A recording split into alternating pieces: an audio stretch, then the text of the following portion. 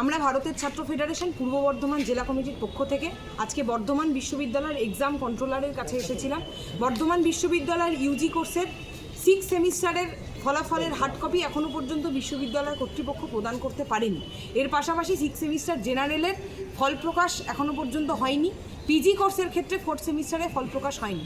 সার্বিকভাবে এই ফলাফল প্রকাশ এবং মার্কশিট প্রদানের ডিলের জন্য ছাত্রছাত্রীরা তাদের উচ্চশিক্ষায় অংশগ্রহণ করতে পারছে না।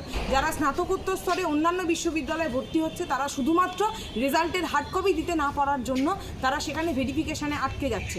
যারা স্নাতকোত্তরের পর অন্যান্য কোর্সে বিএড সহ অন্যান্য কোর্সে ভর্তি হতে চায় তারা রেজাল্ট শো করতে না পারার জন্য ফর্ম ফিল আপ করতে পারছে না।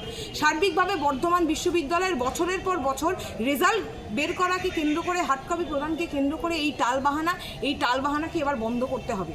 বর্ধমান বিশ্ববিদ্যালয়ের এক্সাম কন্ট্রোলারের কাছে আমরা আজকে এই দাবি জানিয়েছি এবং এক্সাম কন্ট্রোলার আমাদের কাছে আপাতত আশ্বাস দিয়েছেন শারদ উৎসবের আগে উনি ফলাফল প্রকাশ করবেন।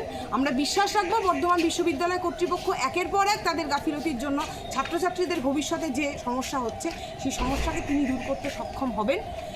আগামী দিনে যদি বিশ্ববিদ্যালয় কর্তৃপক্ষের এই টালবাহানা চলতে থাকে, একাডেমিক ক্যালেন্ডার মেনে যদি তারা ফলাফল প্রকাশ না করতে পারে, তাহলে এসএফআই যেভাবে আন্দোলনে আছে, যেভাবে লড়াই আছে, সেভাবেই লড়াই হবে।